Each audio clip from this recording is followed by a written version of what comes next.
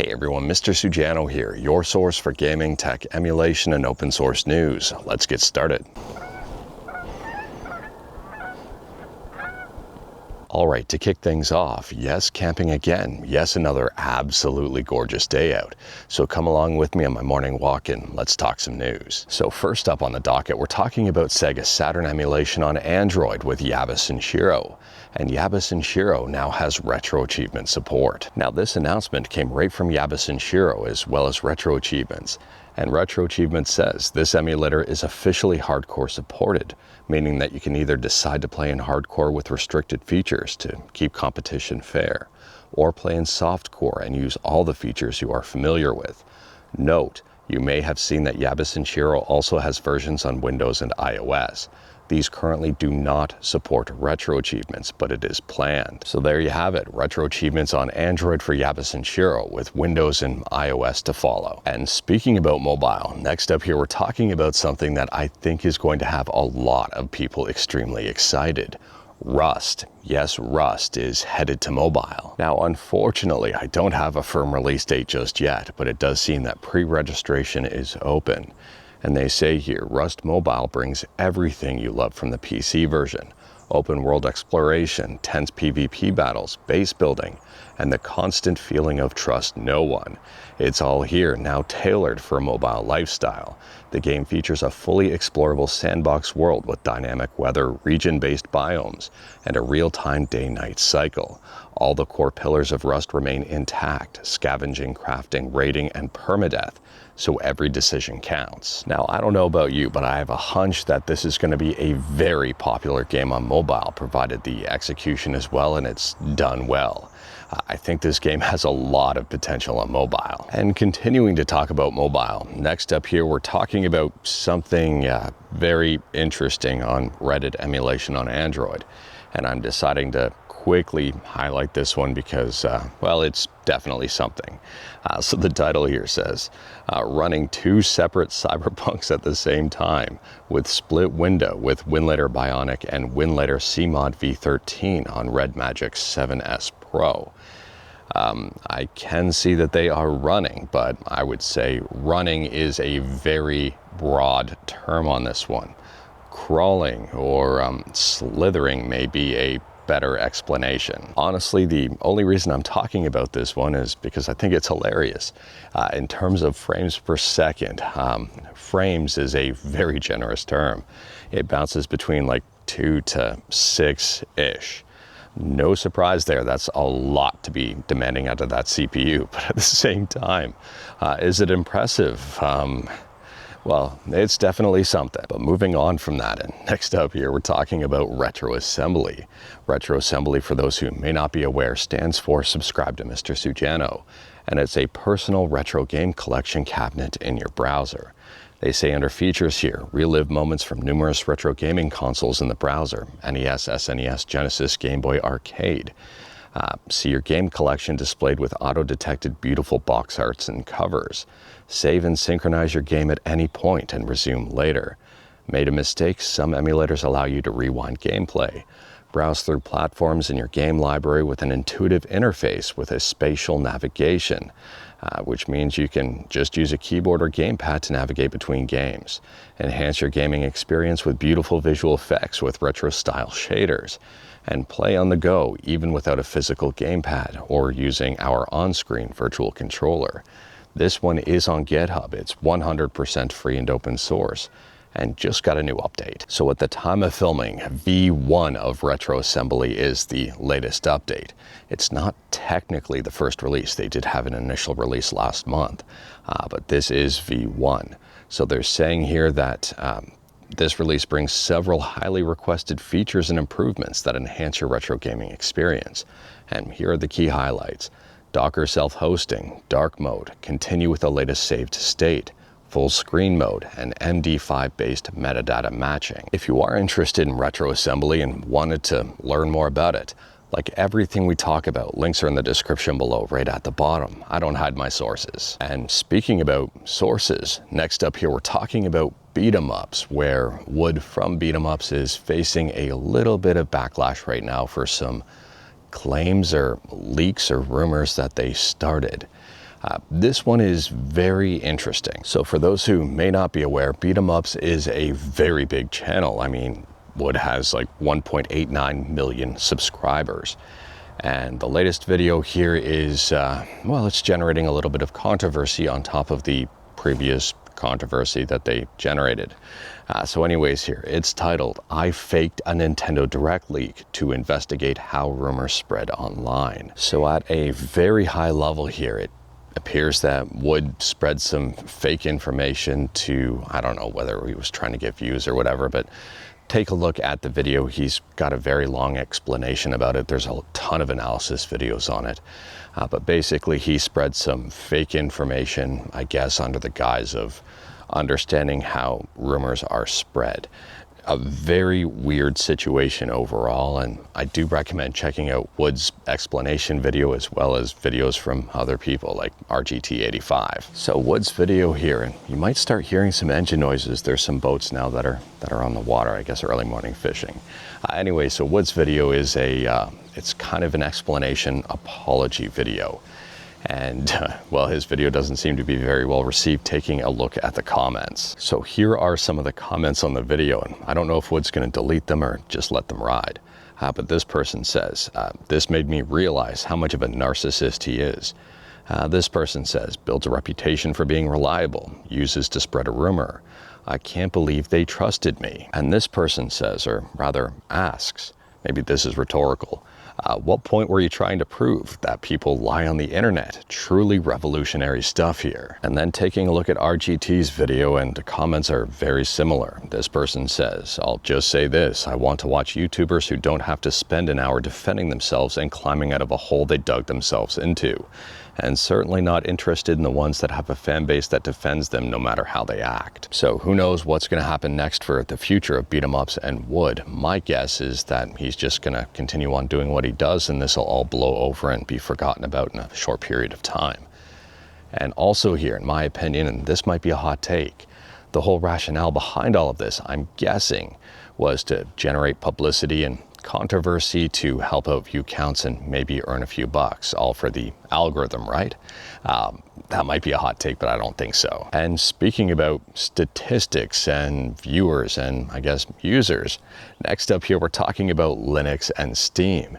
And Gaming on Linux is reporting that the Steam survey for July 2025 shows Linux approaching 3% of the user base. Now, you might not think 3% is a lot, and you're probably right about that.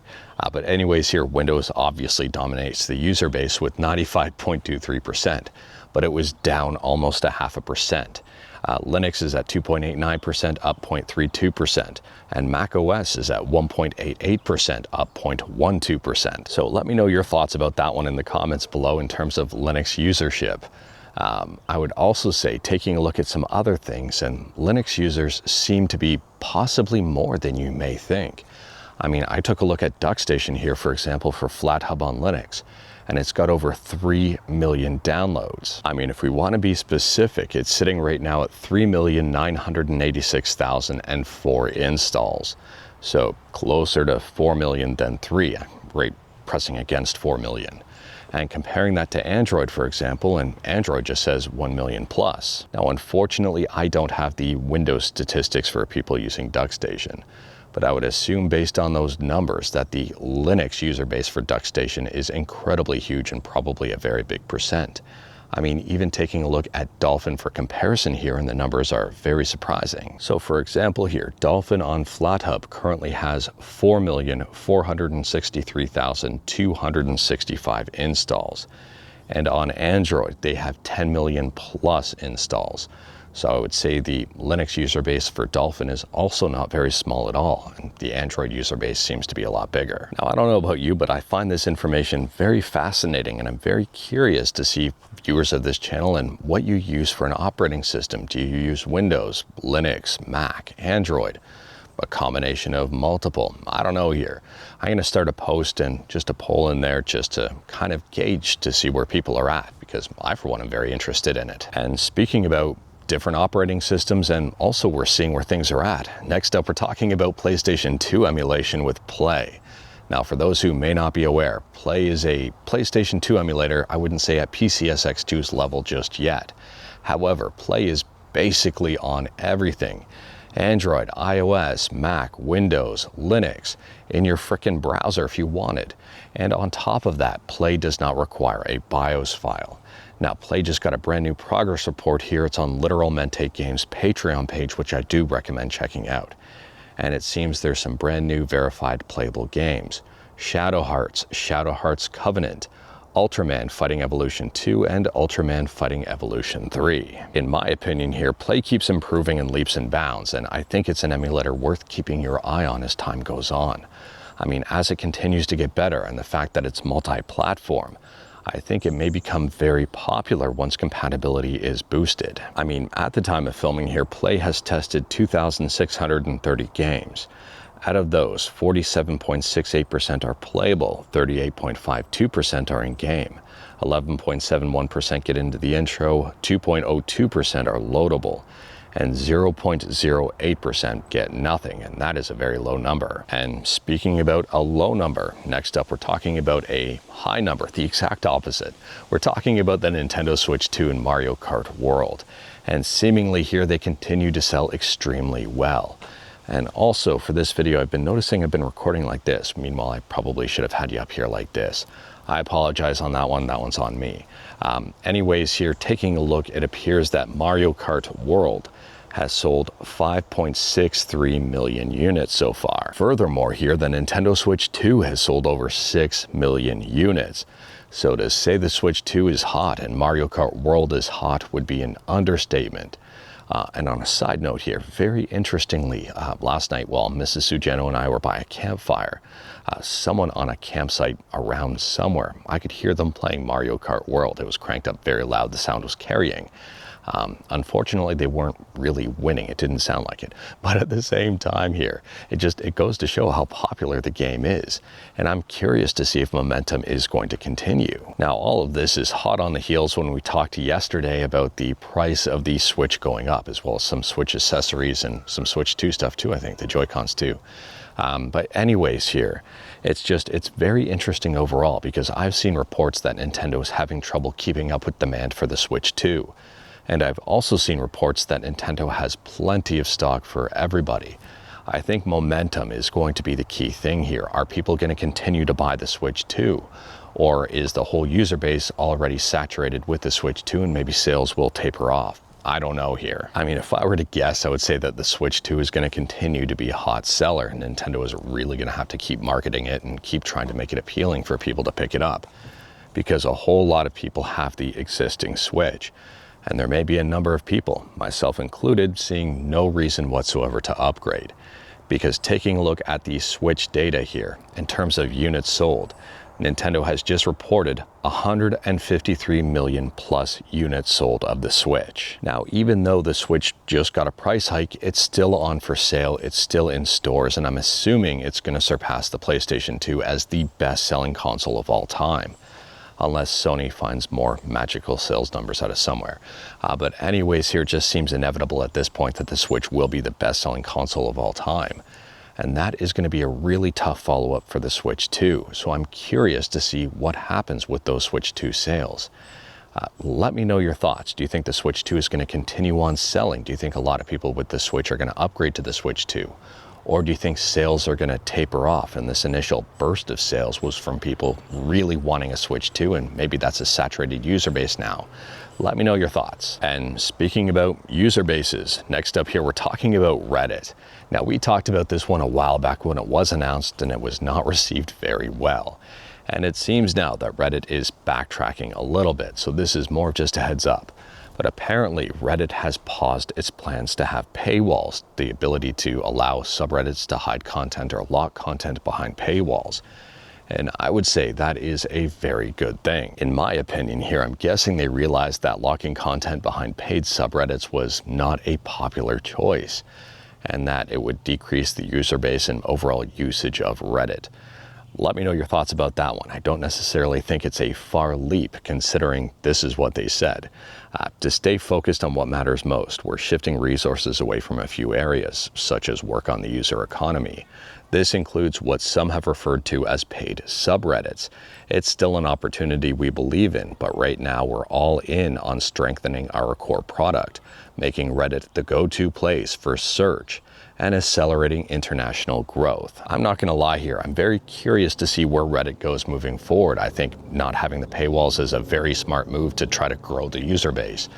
And I am curious to see if the quality of information and advice and answers on Reddit grows. And speaking about information, this is a really bad transition. Anyway, speaking about information, next up we're talking about Mastercard and the whole payment processor Steam itch.io collective shout controversy that's going on right now. And Mastercard has issued a statement, and well, this one's a little bit weird. So here is Mastercard's statement, and there's also a reply to Mastercard from Gaming on Linux. So I just recommend checking out Gaming on Linux article here for basically all of the information in much more detail than we're going over. But anyways, here, Mastercard says, Mastercard has not evaluated any game or required restrictions of any activity on game creator sites and platforms, contrary to media reports and allegations. Our payment network follows standards based on the rule of law. Put simply, we allow all lawful purchases on our network. At the same time, we require merchants to have appropriate controls to ensure Mastercard cards cannot be used for unlawful purchases, including illegal adult content. And this is where things get even more interesting. So this is the response to Gaming on Linux. Mastercard did not communicate with Valve directly, despite our request to do so. Mastercard communicated with payment processors and the requiring banks. Payment processors communicated this with Valve, and we replied by outlining Steam's policy since 2018 of attempting to distribute games that are legal for distribution.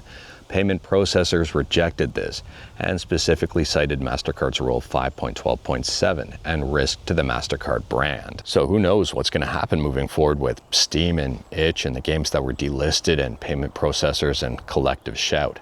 I mean, since then, itch has put up the games that were delisted that were free. They're back up. But the paid games, that remains a point of contention. And I'm curious to know if those games are actually illegal. Obviously, they wouldn't be on the stores. But if they are legal and MasterCard is saying that they support buying legal games, that's really going to be an interesting next step. We're going to have to wait and see what happens moving forward here, but I'm assuming that this is nowhere near the end of this whole payment processor collective shout, itch and Steam controversy. Let me know your thoughts. But anyways, that is all I've got for you in this one. Straight to the point, all stuff and no fluff. Didn't see any fluffs today on my morning walk. No moose, no bears. I'm in a very interesting area where I've got water on one side. Over on the other side a little bit is closer to the highway. So I'm assuming just based on where I am, it's an unpopular place for fluffs. Maybe we'll see them tomorrow, maybe we won't, but we're on an extended camping trip right now, so there's a good chance we're going to see a lot of fluffs in some upcoming videos. Anyways, we talked about a bunch today. Feel free to discuss anything we talked about in the comments below. If you like this video, leave a like. If you didn't like this video, leave a like. Hit that subscribe button, check out my other videos. Don't tempt fate, save your state.